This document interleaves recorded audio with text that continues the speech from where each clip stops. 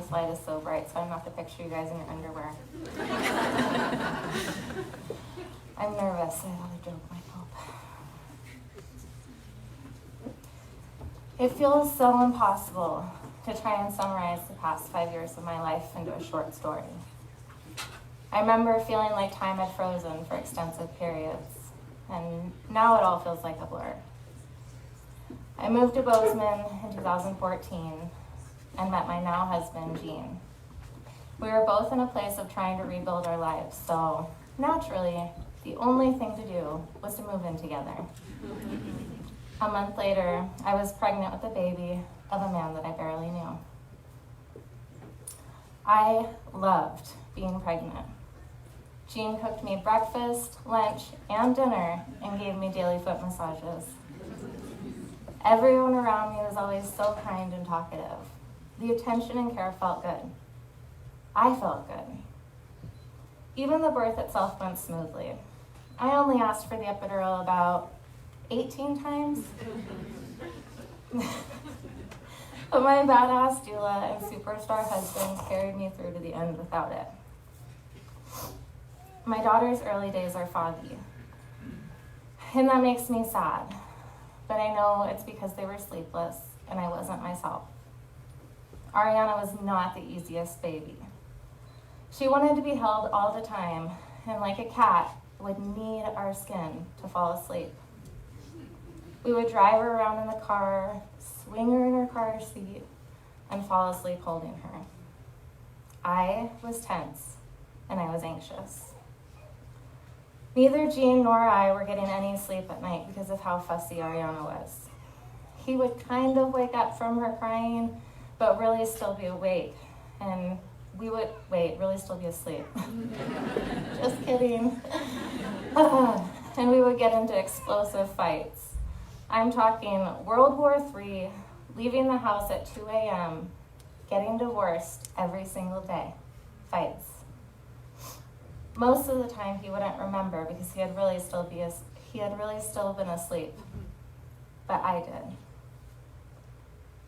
I think others saw the signs of postpartum mood disorders, but no one ever said to me, hey, I think you might need a little extra help right now.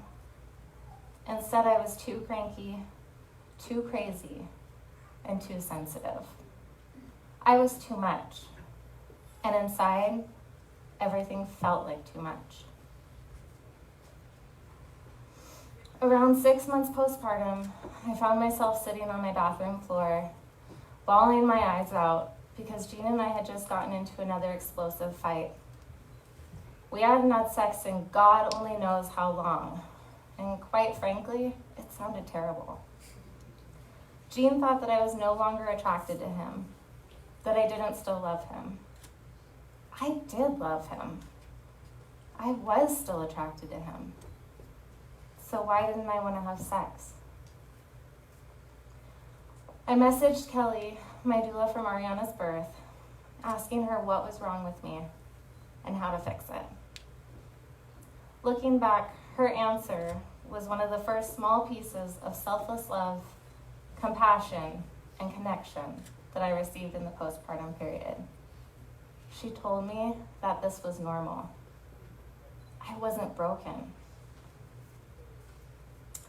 After some time in counseling, when Gene and I were back on solid ground, we decided to have another baby. We were so excited when we found out we were pregnant again. But around 9 weeks, I realized something was off. My progesterone levels came back so low that I was told to go in the following day for an ultrasound. Sitting on our bed, I looked at my husband, and we decided that tomorrow wasn't an option. We needed to know what was going on right then. The hospital ultrasound confirmed that I had a blighted ovum. No fetus had grown inside the gestational sac, which measured 3 weeks behind. I waited 3 long, painful weeks for my body to miscarry naturally, but nothing happened. My body wouldn't let go.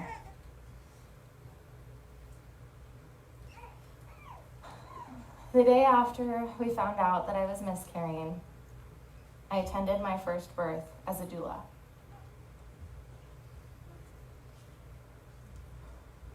I drove to the hospital in Butte, eyes bloodshot from crying, tears streaming down my face, wondering how I was going to keep my shit together to hold space for someone else. But when I walked through the doors of labor and delivery, a switch flipped inside of me. I shut myself off from my own pain. I smiled and chatted as we welcomed a beautiful babe into the world.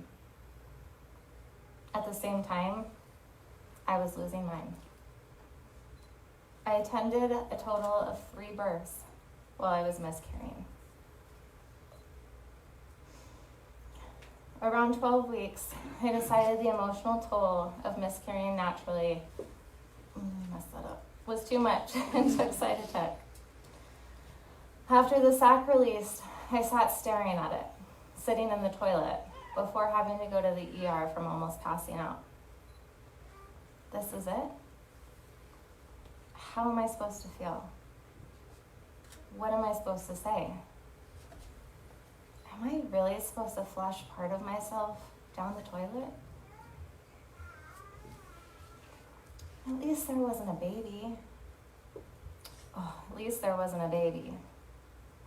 At least there wasn't a baby. I heard that so many times from the people around me. But I was heartbroken. I would find myself crying in the most unexpected places. Like while I was sitting in a tiny chair at the library in the kids section, watching my daughter Ariana push a grocery cart around, collecting plastic food. That was an odd place to be crying. But I couldn't control my tears.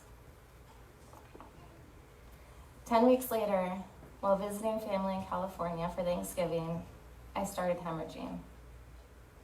Jean rushed me to the closest hospital. As I sat in a wheelchair right next to the bathroom, a tech quietly took my blood, while Jean wrangled our 2-year-old in a waiting room full of people. It seemed like an odd place to be taking someone's blood. Was this sanitary? Couldn't they see my pain? Didn't they care? I had to have an emergency D&C because there were retained products of conception from the miscarriage that had occurred months prior.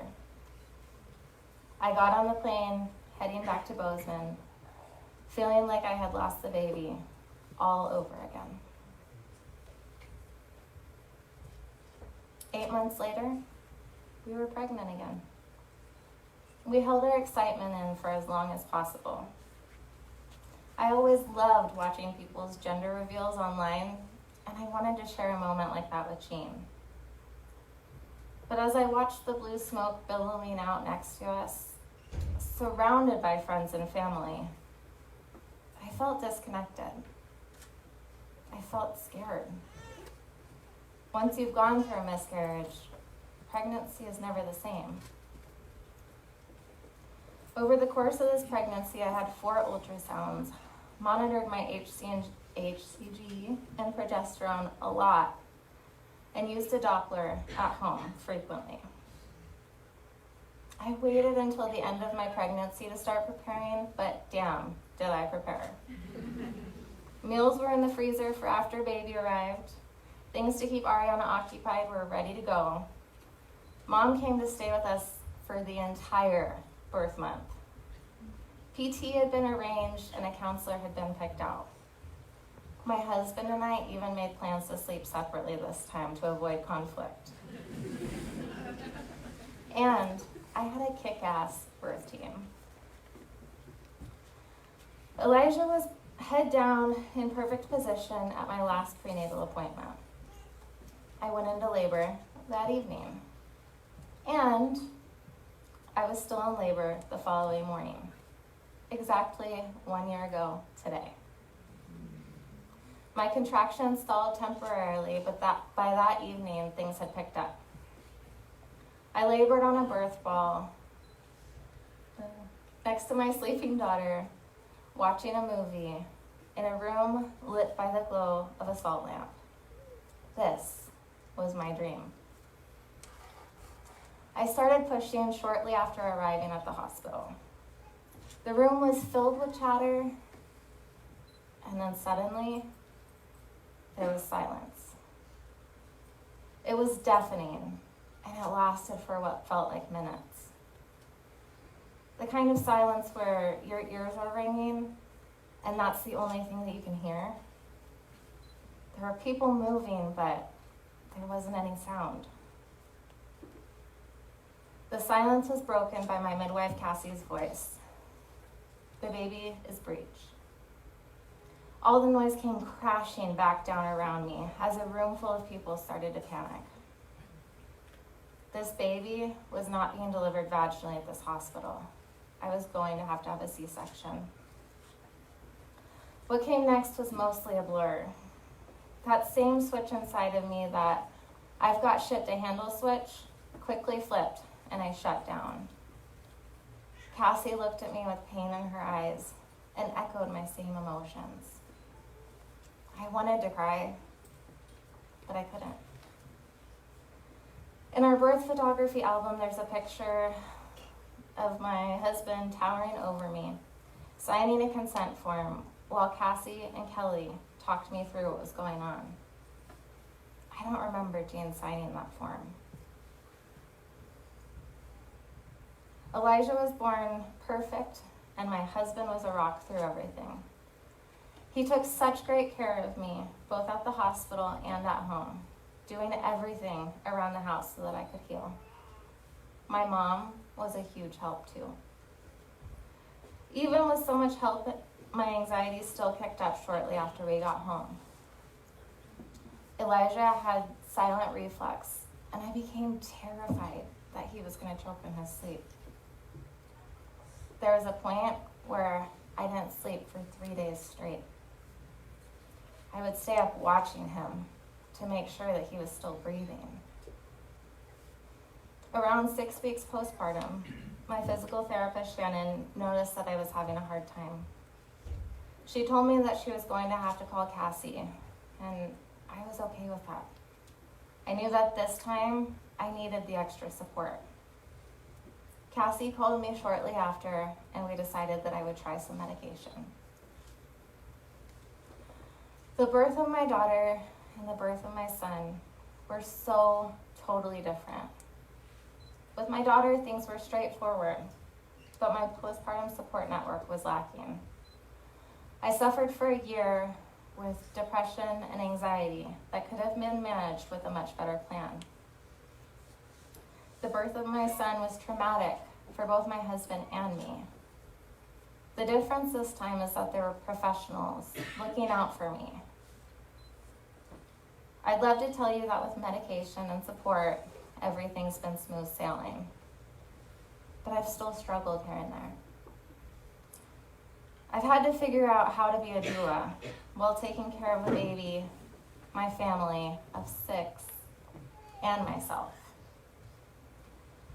As I sat one-handed, double pumping, yes, that was me back there pumping, next to a mom in labor, helping her work through some really tough contractions, I once again questioned my ability to hold space. Was I enough support for this family if I was also taking care of my own needs? Around 8 months postpartum, I felt the symptoms of depression and anxiety creeping in again. I didn't want to get out of bed. I stared at the sea of laundry covering my floor. Who was cooking dinner tonight? Why does a shower sound exhausting? Thankfully, my thyroid was the culprit. This was something that I could work towards fixing. I like to look at life like contractions. There will always be waves. The deeper I can sink into the arms of my support team, the more bearable the waves are. And with each wave that I close my eyes and ride, my belief and my own strength grows.